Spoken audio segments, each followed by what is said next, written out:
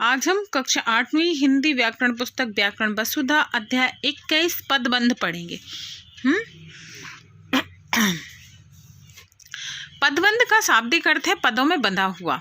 वाक्य में प्रयुक्त पद जब एक इकाई के रूप में व्याकरणिक कार्य करते हैं तो पदबंध नहीं पद समूह बन जाते हैं। इन पद समूह को ही पदबंध कहा जाता है। अर्थात पदबंध को इस प्रकार परिभाषित किया जा सकता है, वाक्य में कई पदों से बना अंश जो इकाई के रूप में कार्य करता है पदबंध कहलाता है।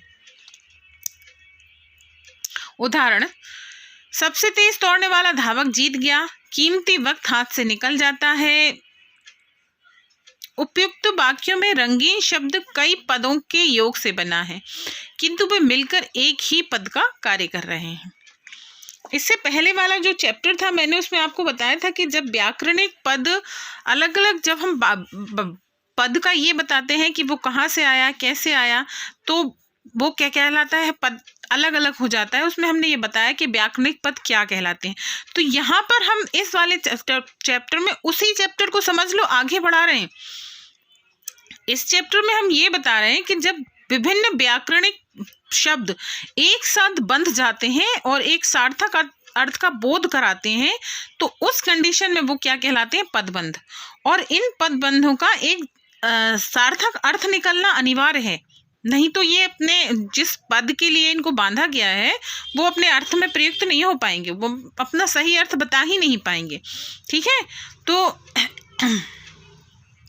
पदबंध में ध्यान देने योग्य बातें ये हैं कि पदबंध में एक से अधिक पद शामिल होते हैं। सभी पद परस्पर बंधे होते हैं, सभी पद मिलकर एक इकाई का कार्य करते हैं। प्रत्येक पदबंध में एक मुख्य शीर्षक आवश्यक है। शीर्ष पद पर एक से अधिक आश्रित पद हो सकते हैं। पदबंध पदबंध के 5 भेद होते हैं।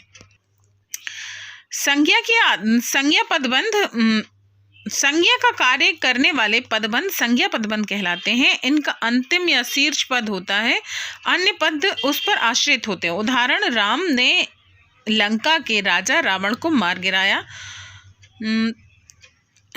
सबसे तेज दौड़ने वाला छात्र गिर गया। दूसरा है सर्वनाम पदबंध।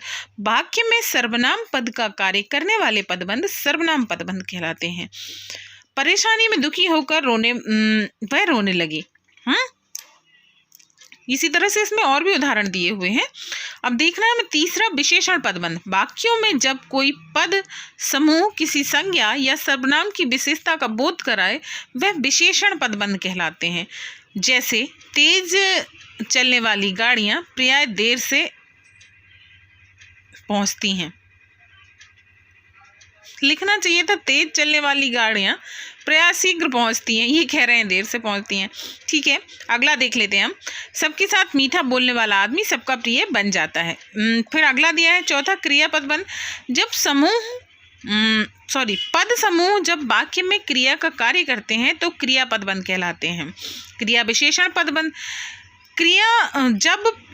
पद समूह जब वाक्य में क्रिया की विशेषता बताने का कार्य करते हैं तो क्रिया विशेषण पदबंध कहलाते हैं। जैसे, गुप्ता जी धीरे धीरे बड़बड़ाते हुए जा रहे हैं, तो धीरे धीरे क्या हो रहा है, कार्य कर रहे हैं, क्रिया की विशेषता बता रहे हैं, क्रिया क्या हो रही है, धीरे धीरे।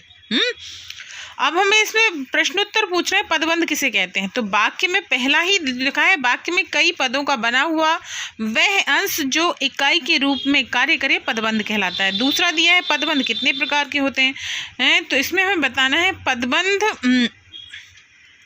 के 5 भेद हैं। संज्ञा, सर्वनाम, विशेषण, क्रिया और क्रिया विशेषण।